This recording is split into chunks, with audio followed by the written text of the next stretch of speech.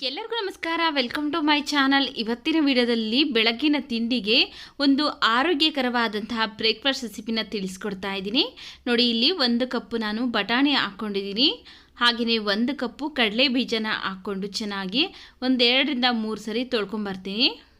ನೋಡಿ, ಇಲ್ಲಿ 1-2 ರಿಂದ 3 ಸರಿ ಚೆನ್ನಾಗಿ ತೊಳ್ಕೊಂಡು ಈಗ ಇದಕ್ಕೆ ಮುಳುಗುವಷ್ಟು ನೀರನ್ನು ಸೇರಿಸ್ತಾ ಇದ್ದೀನಿ.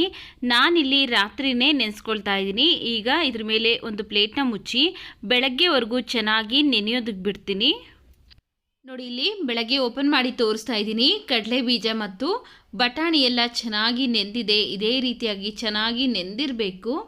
ಈಗ ಇದರಲ್ಲಿರುವಂತಹ ನೀರನ್ನೆಲ್ಲ ನಾನು ಬಸ್ದುಬಿಟ್ಟು ಬಟಾಣಿ ಮತ್ತು ಕಡಲೆ ಬೀಜನ ತಗೊಂಡಿದ್ದೀನಿ. ನೋಡಿ, ಈ ರೀತಿ ಚೆನ್ನಾಗಿ ನೆಂದಿದ್ರೆ ಚೆನ್ನಾಗಿ ನುಣ್ಣಗಾಗುತ್ತೆ. ಈಗ ಇದನ್ನು ನಾವು ಮಿಕ್ಸಿ ಜಾರ್ಗೆ ಹಾಕ್ಕೊಳ್ಬೇಕು. ಮಕ್ಕಳಿಂದ ಹಿಡಿದು ದೊಡ್ಡೋರ್ವರೆಗೂ ತುಂಬ ಹೆಲ್ದಿ ಆಗಿರುತ್ತೆ ಈ ರೆಸಿಪಿ. ಮಕ್ಕಳಿಗಾದರೆ ಸಂಜೆ ಸ್ನ್ಯಾಕ್ಸ್ಗಾದರೂ ಮಾಡ್ಕೊಳ್ಬೋದು ಅಥವಾ ಬೆಳಗ್ಗಿನ ತಿಂಡಿಗಾದರೂ ಮಾಡ್ಕೊಳ್ಬೋದು. ನೋಡಿ, ಈಗ ಮಿಕ್ಸಿ ಜಾರ್ಗೆ ಬಟಾಣಿ ಮತ್ತು ಕಡಲೆ ಬೀಜ ಹಾಕ್ಕೊಂಡು ಒಂದು 3 ಹಸಿಮೆಣಸಿನಕಾಯಿ, ಒಂದು ಅರ್ಧ ಸ್ಪೂನ್ ಆಗುವಷ್ಟು ಕಾಳು ಮೆಣಸು, ಸ್ವಲ್ಪ ನೀರನ್ನು ಹಾಕಿ ನುಣ್ಣಗೆ ಗ್ರೈಂಡ್ ಮಾಡ್ಕೊಂಡಿದ್ದೀನಿ. ನೋಡಿ, ಈ ರೀತಿಯಾಗಿ ನುಣ್ಣಗೆ ಗ್ರೈಂಡ್ ಮಾಡ್ಕೊಳ್ಬೇಕು. ಒಂದು ಸ್ವಲ್ಪನೂ ತರಿ ಇಲ್ಲದೆ ಇರೋ ಥರ ಚೆನ್ನಾಗಿ ನುಣ್ಣಗೆ ಗ್ರೈಂಡ್ ಮಾಡಿಕೊಂಡು ಈಗ ಒಂದು ಮಿಕ್ಸಿಂಗ್ ಬೌಲ್ಗೆ ಹಾಕ್ಕೊಳ್ತಾ ಇದ್ದೀನಿ. ನೋಡಿ, ಈಗ ಇದು ರೆಡಿಯಾಗಿದೆ. ಇದನ್ನು ಸೈಡ್ಗಿಟ್ಟು ಒಂದು ಒಗ್ಗರಣೆ ಮಾಡ್ಕೊಳ್ಳೋಣ ಬನ್ನಿ. ಸ್ಟವ್ ಮೇಲೆ ಒಂದು ಪ್ಯಾನ್ ಬಿಸಿಗಿಟ್ಟು ಅದಕ್ಕೆ ನಾನು 1 ಟೇಬಲ್ ಸ್ಪೂನ್ ಆಗೋಷ್ಟು ಎಣ್ಣೆ ಹಾಕ್ಕೊಳ್ತಾ ಇದ್ದೀನಿ. ಎಣ್ಣೆ ಚೆನ್ನಾಗಿ ಬಿಸಿ ಆದಮೇಲೆ ಸ್ವಲ್ಪ ಜೀರಿಗೆ, ಸ್ವಲ್ಪ ಸಾಸಿವೆ ಹಾಕ್ಕೊಂಡಿದ್ದೀನಿ. ಹಾಗೆ ಇದಕ್ಕೆ ಒಂದು ಸ್ವಲ್ಪ ಹಸಿ ಕರಿಬೇವಿನ ಸೊಪ್ಪು, 2 ಟೇಬಲ್ ಸ್ಪೂನ್ ಆಗೋಷ್ಟು ಕಡಲೆಬೇಳೆ, 2 ಟೇಬಲ್ ಸ್ಪೂನ್ ಆಗೋಷ್ಟು ಉದ್ದಿನಬೇಳೆ ಹಾಕ್ಕೊಂಡು ಫ್ರೈ ಮಾಡ್ಕೊಳ್ತೀನಿ. ಕಡಲೆಬೇಳೆ ಮತ್ತು ಉದ್ದಿನಬೇಳೆ ಎಲ್ಲ ಲೈಟಾಗಿ ಕಲರ್ ಚೇಂಜ್ ಆಗಬೇಕು. ಆ ರೀತಿಯಾಗಿ ಫ್ರೈ ಮಾಡ್ಕೊಳ್ತಾ ಇದ್ದೀನಿ. ನೋಡಿ, ಈಗ ಲೈಟಾಗಿ ಕಲರ್ ಚೇಂಜ್ ಆಗಿದೆ. ಈಗ ಇದಕ್ಕೆ ನಾನು ಒಂದು ಸಣ್ಣದಾಗಿ ಕಟ್ ಮಾಡಿರುವಂತಹ ಬೆಳ್ಳುಳ್ಳಿನ ಹಾಕ್ಕೊಂಡು ಫ್ರೈ ಮಾಡ್ಕೊಳ್ತಾ ಇದ್ದೀನಿ. ಬೆಳ್ಳುಳ್ಳಿ ನೀವು ಬೇಕಿದ್ರೆ ಸಣ್ಣದಾಗಿ ಕಟ್ ಮಾಡಿ ಹಾಕ್ಕೋಬೋದು ಅಥವಾ ಜಜ್ಜಿಬಿಟ್ಟು ಸಹ ಹಾಕ್ಕೊಳ್ಬೋದು. ನೋಡಿ, ಈಗ ಇದಕ್ಕೆ ನಾನು 2 ಈರುಳ್ಳಿನ ಸಣ್ಣದಾಗಿ ಕಟ್ ಮಾಡಿ ಹಾಕ್ಕೊಂಡು ಫ್ರೈ ಮಾಡ್ಕೊಳ್ತಾ ಇದ್ದೀನಿ. ಮಕ್ಕಳು ಸ್ಕೂಲಿಂದ ಬಂದಾಗ ಏನಾದರೂ ಸ್ನ್ಯಾಕ್ಸ್ ಕೇಳ್ತಾರಲ್ಲ, ಆಗ ನಾವು ಈ ರೆಸಿಪಿನ ಮಾಡಿ ಕೊಟ್ಟರೆ ತುಂಬ ಆರೋಗ್ಯಕರವಾಗೂ ಇರುತ್ತೆ. ಮಕ್ಕಳು ಸಹ ಇಷ್ಟಪಟ್ಟು ತಿಂತಾರೆ. ನೋಡಿ, ಈಗ ಲಾಸ್ಟಲ್ಲಿ ಸಣ್ಣದಾಗಿ ಕಟ್ ಮಾಡಿರುವಂತಹ ಕೊತ್ತಂಬರಿ ಸೊಪ್ಪನ್ನು ಹಾಕಿ ಚೆನ್ನಾಗಿ ಮಿಕ್ಸ್ ಮಾಡಿ ಸ್ಟವ್ನ ಆಫ್ ಮಾಡಿಕೊಂಡು ಈಗ ನಾವು ಫಸ್ಟೇ ಕಡಲೆ ಬೀಜ ಮತ್ತು ಬಟಾಣಿನ ರುಬ್ಬಿ ಇಟ್ಕೊಂಡಿದ್ರಲ್ಲ, ಅದಕ್ಕೆ ಈ ಒಗ್ಗರಣೆನ ಹಾಕ್ಕೊಳ್ತಾ ಇದ್ದೀನಿ. ಒಗ್ಗರಣೆ ಹಾಕ್ಕೊಂಡಾದ್ಮೇಲೆ ನಾವು ಯಾವ ಕಪ್ಪಲ್ಲಿ ಬಟಾಣಿ ತಗೊಂಡಿದ್ರಲ್ಲ ಅದೇ ಕಪ್ಪಲ್ಲಿ 1 ಕಪ್ಪು ಅಕ್ಕಿ ಹಿಟ್ಟು ಹಾಕ್ಕೊಳ್ತಾ ಇದ್ದೀನಿ. ರುಚಿಗೆ ತಕ್ಕಷ್ಟು ಉಪ್ಪು. ಈಗ ಇದಕ್ಕೆ ಒಂದು ಸ್ವಲ್ಪ ಗರಂ ಮಸಾಲ ಹಾಕ್ಕೊಳ್ತಾ ಇದ್ದೀನಿ. 1/4 ಸ್ಪೂನ್ ಆಗೋಷ್ಟು ಗರಂ ಮಸಾಲ ಹಾಕ್ಕೊಂಡು ಚೆನ್ನಾಗಿ ಮಿಕ್ಸ್ ಮಾಡ್ಕೊಳ್ತಾ ಇದ್ದೀನಿ. ನೋಡ್ಕೊಳ್ಳಿ, ನಿಮಗೆ ಏನಾದರೂ ನೀರು ಬೇಕು ಅನಿಸಿದ್ರೆ ನೋಡಿಕೊಂಡು ನೀವು ಸೇರಿಸ್ಕೊಂಡು ಮಿಕ್ಸ್ ಮಾಡ್ಕೊಳ್ಳಿ. ಜಾಸ್ತಿ ನೀರೆಲ್ಲ ಹಾಕೋದಕ್ಕೆ ಹೋಗಬೇಡಿ. ಸ್ವಲ್ಪ ನೀರನ್ನು ಹಾಕ್ಕೊಂಡು ನಾವು ಚೆನ್ನಾಗಿ ಮಿಕ್ಸ್ ಮಾಡ್ಕೊಳ್ಬೇಕು. ತುಂಬ ತೆಳುವಾಗೂ ಮಾಡ್ಕೋಬಾರ್ದು, ಹಾಗೆಯೇ ತುಂಬ ಗಟ್ಟಿಯಾಗೂ ಮಾಡ್ಕೋಬಾರ್ದು. ಮೀಡಿಯಮ್ ಹದಕ್ಕೆ ಮಾಡ್ಕೊಳ್ತಾ ಇದ್ದೀನಿ. ನೋಡಿ, ಈಗ ಈ ಹದಕ್ಕಿದ್ರೆ ಸಾಕಾಗುತ್ತೆ. ಚೆನ್ನಾಗಿ ಮಿಕ್ಸ್ ಮಾಡ್ಕೊಂಡಿದ್ದೀನಿ. ನೋಡಿ, ಈಗ ಇದು ರೆಡಿಯಾಗಿದೆ. ಇದನ್ನು ಸೈಡ್ಗಿಟ್ಟು ಫಸ್ಟು ನಾವು ಇದಕ್ಕೆ ಚಟ್ನಿ ಮಾಡ್ಕೊಳ್ಳೋಣ ಬನ್ನಿ. ನಾನಿಲ್ಲಿ ಕಡಲೆ ಬೀಜ ಚಟ್ನಿ ಯಾವ ರೀತಿಯಾಗಿ ಮಾಡೋದು ಅಂತ ತಿಳಿಸ್ಕೊಡ್ತಾ ಇದ್ದೀನಿ.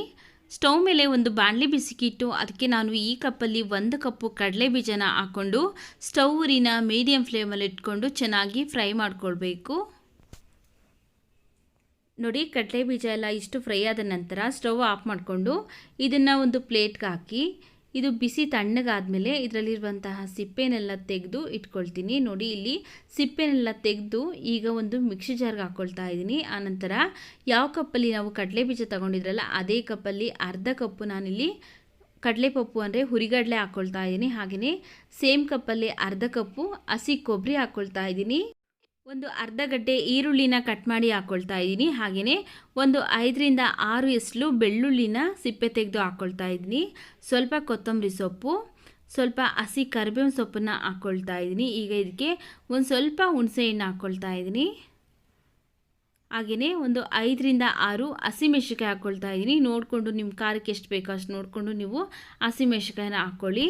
ಈಗ ರುಚಿಗೆ ತಕ್ಕಷ್ಟು ಉಪ್ಪು ಹಾಕ್ಕೊಳ್ತಾ ಇದ್ದೀನಿ. ರುಬ್ಕೊಳ್ಳೋದಕ್ಕೆ ಬೇಕಾಗುವಷ್ಟು ನೀರನ್ನು ಹಾಕ್ಕೊಂಡು ನುಣ್ಣಗೆ ರುಬ್ಕೊಂಬರ್ತೀನಿ. ನೋಡಿ, ಈಗ ನುಣ್ಣಗೆ ಚಟ್ನಿನ ರುಬ್ಕೊಂಡಿದ್ದೀನಿ. ಈಗ ಇದನ್ನು ನಾನು ಒಂದು ಬೌಲ್ಗೆ ಹಾಕ್ಕೊಳ್ತಾ ಇದ್ದೀನಿ. ಹಾಗೆಯೇ ಇದಕ್ಕೆ ಒಂದು ಸ್ವಲ್ಪ ನೀರನ್ನು ಹಾಕ್ಕೊಂಡು ಮಿಕ್ಸಿ ಜಾರ್ ತೊಳೆದ್ಬಿಟ್ಟು ಇದಕ್ಕೆ ಹಾಕ್ಕೊಂಡು ಈ ನೀರೆಲ್ಲ ಮಿಕ್ಸ್ ಆಗೋ ಥರ ಮಿಕ್ಸ್ ಮಾಡ್ಕೊಳ್ತಾ ಇದ್ದೀನಿ. ನೋಡಿ ಈಗ ಚಟ್ನಿ ರೆಡಿಯಾಗಿದೆ.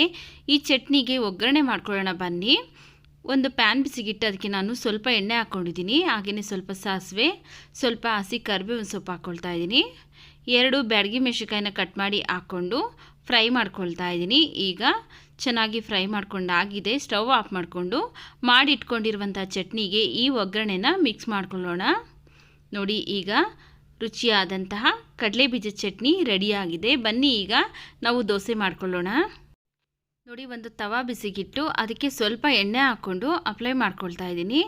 ಆನಂತರ ಸ್ವಲ್ಪ ಬಿಳಿ ಎಳ್ಳು ಹಾಕ್ಕೊಳ್ತಾ ಇದ್ದೀನಿ. ಬಿಳಿ ಎಳ್ಳು ಹಾಕ್ಕೊಂಡಾದ್ಮೇಲೆ ನಾವು ಫಸ್ಟನ್ನೇ ಏನು ರುಬ್ಬಿಟ್ಕೊಂಡಿದ್ರಲ್ಲ ದೋಸೆ ಮಾಡೋದಕ್ಕೆ ಹಿಟ್ಟು, ಆ ಹಿಟ್ಟನ್ನು ಈಗ ಇದ್ರ ಮೇಲೆ ಹಾಕ್ಕೊಳ್ತಾ ಇದ್ದೀನಿ. ತುಂಬ ತೆಳುವಾಗೆಲ್ಲ ಹಾಕ್ಕೊಳ್ತಾ ಇಲ್ಲ, ಒಂದು ಸ್ವಲ್ಪ ಉತ್ತಪ್ಪ ಥರ ಹಾಕ್ಕೊಳ್ತಾ ಇದ್ದೀನಿ. ಸ್ವಲ್ಪ ದಪ್ಪದಾಗೆ ಹಾಕ್ಕೊಳ್ತಾ ಇದ್ದೀನಿ. ಈಗ ಈ ರೀತಿಯಾಗಿ ಹಾಕ್ಕೊಂಡು ಸ್ವಲ್ಪ ಇದ್ರ ಮೇಲೆ ಎಣ್ಣೆ ಹಾಕ್ಕೊಂಡು ಬೇಯಿಸ್ಕೊಳ್ಬೇಕು. ಈ ಥರ ಬೆಳಗಿನ ತಿಂಡಿಗೆ ಮಕ್ಕಳಿಂದ ಹಿಡಿದು ದೊಡ್ಡೋರ್ವರೆಗೂ ಮಾಡಿಕೊಟ್ರೆ ಎಲ್ಲರೂ ಸಹ ತುಂಬ ಇಷ್ಟಪಟ್ಟು ತಿಂತಾರೆ. ಹಾಗೆ ವೆಯ್ಟ್ ಲಾಸ್ ಮಾಡ್ಕೊಳ್ಳೋರಿಗೂ ಸಹ ತುಂಬ ಒಳ್ಳೆಯದು ಈ ದೋಸೆ. ನೋಡಿ ಈಗ ಒಂದು ಸೈಡ್ ಬೆಂದಿದೆ, ಇನ್ನೊಂದು ಸೈಡ್ ಟರ್ನ್ ಮಾಡಿ ಬೇಯಿಸ್ಕೊಳ್ತಾ ಇದ್ದೀನಿ. ನೋಡಿ ಈಗ 2 ಕಡೆಯೂ ಸಹ ಚೆನ್ನಾಗಿ ಬೆಂದಿದೆ, ತೆಗೆದುಕೊಳ್ಳೋಣ. ಇದೇ ರೀತಿಯೇ ಎಲ್ಲ ದೋಸೆಗಳನ್ನು ಸಹ ಮಾಡ್ಕೊಳ್ಳಿ. ನೋಡಿ ಈಗ ನಾನಿಲ್ಲಿ 3 ದೋಸೆ ಹಾಕಿ ತೋರಿಸ್ತಾ ಇದ್ದೀನಿ. ಅದ್ರ ಜೊತೆಗೆ ಈಗ ಮಾಡಿಟ್ಕೊಂಡಿರುವಂತಹ ಕಡಲೆಬೀಜ ಚಟ್ನಿನ ಸರ್ವ್ ಮಾಡ್ತಾ ಇದ್ದೀನಿ. ಸಖತ್ ಟೇಸ್ಟಿಯಾಗಿರುತ್ತೆ ಸ್ನೇಹಿತರೆ. ನೀವು ಒಂದ್ಸರಿ ಟ್ರೈ ಮಾಡಿದ್ಮೇಲೆ ಹೇಗೆ ಬಂತು ಅಂತ ಕಮೆಂಟ್ ಸೆಕ್ಷನಲ್ಲಿ ಕಮೆಂಟ್ ಮಾಡಿ. ಈ ವಿಡಿಯೋ ನಿಮಗೆ ಇಷ್ಟವಾಗಿದೆ ಅನಿಸಿದ್ರೆ ವಿಡಿಯೋಗೊಂದು ಲೈಕ್ ಮಾಡಿ, ವಿಡಿಯೋವನ್ನು ಶೇರ್ ಮಾಡಿ, ನಮ್ಮ ಚಾನಲ್ಗೆ ಸಬ್ಸ್ಕ್ರೈಬ್ ಮಾಡಿ ಸಪೋರ್ಟ್ ಮಾಡಿ.